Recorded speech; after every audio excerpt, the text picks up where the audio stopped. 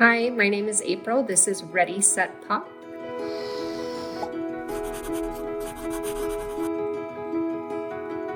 I've been a postpartum nurse for over 10 years, and I've been a registered nurse for over 15. I really see a lack of education before coming into the hospital, and as I'm teaching you guys, you are very exhausted. You just went through the birthing experience, and I don't think you're retaining a lot of what I say, so I wanted to do this and hope this helps you guys. This is lesson 1 on how to recognize your newborn cues. Your baby is talking to you. They don't talk with words, but they talk with their body language, their face, and their overall energy. So what you need to know, newborns are born with ways to communicate what they need. They give us cues for hunger, for being overly tired, also for being overly stimulated, or that they're ready to engage with you, or I'll say play. Even though that sounds funny for a newborn, but they're ready to engage with you. Understanding these cues help you feel more confident, and it helps your baby feel safe and seen. So let's start with the most common cues that you'll see. So the first category we're going to cover is hunger cues. Turning their head side to side and looking for something to latch on. So if you see them, I call it bobbing, but they will be bobbing their head around, turning it side to side to try to feel for a nipple. You can test this instinctual reflex called rooting, turning side to side by rubbing your baby's cheek like this, and they should turn their head towards whatever side of the cheek you have rubbed. So she'll be turning her head this way. If I do this, she would turn her head this way. That is called rooting. That is a sign of hunger. Sucking on their hands or fist. A lot of babies will do this to self-soothe. The more you look at your baby and recognize their cues, you'll be able to tell, but sucking on their fingers or their fist are a sign of hunger. Sometimes when that swaddle blanket, they'll get their hand up here and they don't even realize it's their hand, and it causes the rooting reflex. So it's their little hands will brush, or if I touch them and they go like this, I'm like, oh, your baby's ready to eat. So look for that sign, and we call it rooting. Sucking on the hands and fists like I just talked about, and making smacking sounds with their lips. Babies will, that sounds gross, but you will see them. It's actually very, very cute. And then opening their mouth with a little O shape. So if you see their lips going into an O, that is a sign. Usually that correlates with the rooting. Many parents probably already know this, or grandparents, but you will experience this. You'll bring the baby up to your face or your chest, and they will just start bobbing around with that O face. It looks really funny. I don't really want to do it for you guys, but it's really actually cute, but they're basically instinctually looking for a nipple to latch onto. Those are all early signs of hunger. What a late sign of hunger is crying. If your baby is to the point of crying, that is a late sign that they're hungry. So you probably missed those cues, other ones I just talked about, which is okay.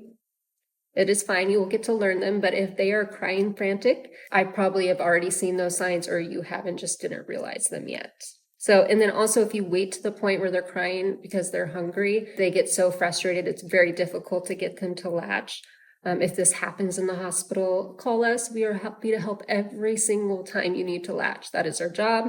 Don't feel like a burden, but a lot of times it just takes a lot of soothing to calm them down once they've gotten to the point of crying. Okay, so a lot of people will be like, my baby's fed, their diaper is dry, I don't know what's wrong with them. A lot of people don't realize that babies get tired. They actually need a lot of sleep in that first 24 hours. That birthing experience was very exhausting on you and them. I always say attempt to breastfeed in the first 24 hours. They are going to be very tired. This is completely normal. Just a little heads up, usually right around 24 hours, your baby will become a different little baby. He or she will be a lot more alert than that first 24 hours. So signs that your babies are tired, and this is all the way up from when you were home. Yawning, just like us. They will yawn a lot. They will start zoning out. If you've been engaging them and they've been making eye contact, and all of a sudden they're just looking off in a daze and really not wanting to interact with you, that is a sign they're tired. If they rub their eyes a lot. So a lot of babies are born with long nails. I'll come in and they have scratches all over their face. Usually I'm like, oh, this baby's probably really tired. just keeps bringing its hands up to his face to rub its eyes. So bring those mittens or those onesies that like have the sleeves that fold over the hands, or you can even put a pair of infant socks on, or bring your own nail clippers like I talked about in previous videos. My hospital does not give nail clippers out, and they'll be scratching their face just from trying to rub their eyes from being tired. So if you notice that, I would swaddle your baby and give them some quiet time to rest. Newborns also get overstimulated very easily. Even if they're just looking around for 20 minutes, they'll have a short burst of alert time. In that first 24 hours, they're mostly sleepy. Yeah, just give them time to rest, uninterrupted. I know that we're coming in, the pediatrician's coming in, other staff members are coming in, visitors are coming in. And before you know it, there's been large chunks of times that have gone by where your baby hasn't had like long periods of rest. And that is just much needed in these early days. Okay, overstimulated. So if your baby has been sleeping well and they are fed and their diaper is dry, they're just overstimulated. Like I said, the hospital is not the best place for quiet time, but when you are home, I do encourage you have a room where you can get away from everybody and you can have an area just to be alone with your infant, no noise. They do get overstimulated very easily. That's a weird concept to grasp, but they just do. Signs of overstimulation. They're turning their head away from you when you're trying to talk or kiss them.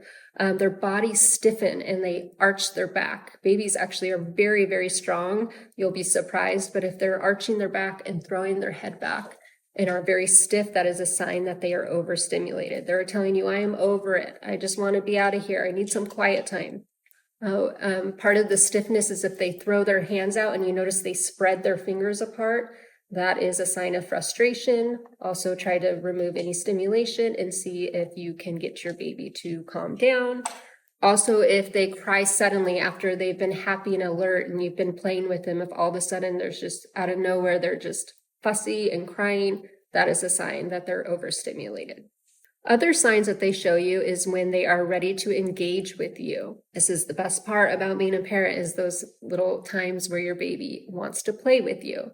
So some signs will be your baby will start locking eyes with you. This happens a lot at the breast. You were trying to get them latched, but they are just wide-eyed open. This is time to just stare back into your baby's eyes. Make sure you're moving softly and slowly. Babies have startle reflexes. They like slow, soft movement.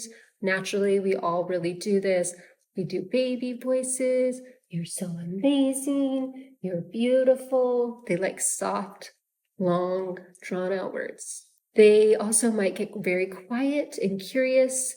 Like I said, their eyes are open, they're looking around. They sometimes will hear dad say something, turn their head a little bit. They'll hear mom say something, they'll turn their head. They're starting to get curious about the world. It's amazing. This usually happens after 24 hours. They will start making cooing noises. Once you're home, they'll start doing all sorts of stuff. You guys, you'll be able to tell when they're ready to play with you. Mostly it's eye contact, okay? Singing, narrating what you're doing, talking, humming, or even just gazing and touching. Those are all the best ways to bond with your baby.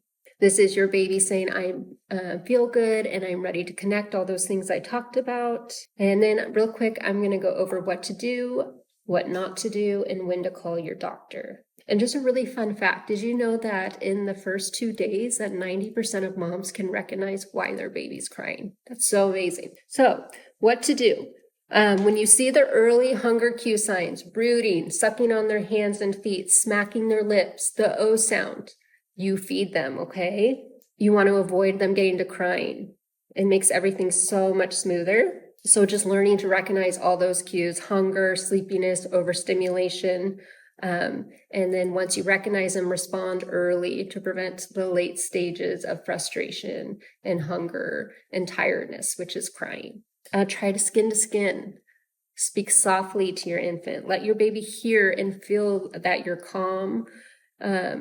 Everything about you, mom or dad, when you hold them, their energy, they can sense your energy.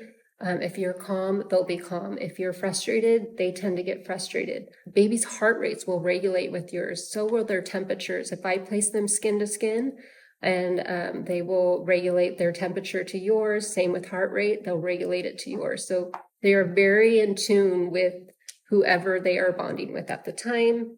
The more you respond to their cues, the more you'll both start bonding with each other and learning, which is amazing. Okay, what not to do. Like I said, don't wait until they're crying. It's easier for me to say. It is okay if they're crying to the point where you've missed all those cues. It's a learning curve. Cut yourself some slack. It takes about 2 to 4 weeks to be able to really understand all your baby's cues. Don't assume crying always means hunger. Like again, sometimes they need a break because they're overstimulated or they're tired, or sometimes they just need cuddles. I'm telling you, skin to skin works wonders. Dad, you can do it. Siblings can do it. Family members can do it. It's amazing. And most of all, don't blame yourself for miscues. Nobody's perfect. We're all just trying to figure it out, right? And on top of this, both parents, mom and dad, you guys, or whoever your person is that's helping you during this phase, you guys are both exhausted. You're not perfect. You're going to miss the signs, okay? When to call your doctor. This is really important. If your baby is very, very sleepy, you've tried to wake them up, we'll give you all sorts of tips to wake them up, change a diaper, even though it doesn't need to be changed. I will take my thumb and my nail bed and rub the bottom of their feet to make them cry. They do not love this. Of course, no shaking like, hey, wake up, but cold washcloth to the back of the neck or to the feet. Unwrap them from their swaddle. Get them awake before you feed. If they're having a hard time doing this, no matter what you're doing, that is a sign that you need to call your doctor. Your infant should be able to wake if stimulated enough, all right? Crying nonstop and nothing's worked. Try diaper. Full belly. They've had a good nap. I'm in a quiet space with them. If they are still showing signs of being in distress, no matter what you're doing, please call your doctor. If they are limp or floppy, if you pick them up and they've lost their muscle tone, so their hands just flop by their side, their legs are dangling, that is not a great sign. This is when you need to immediately call your doctor or go to the ER. This could happen from a multitude of things, but like low blood sugar, maybe they didn't get enough, they're not getting enough calories or sugar.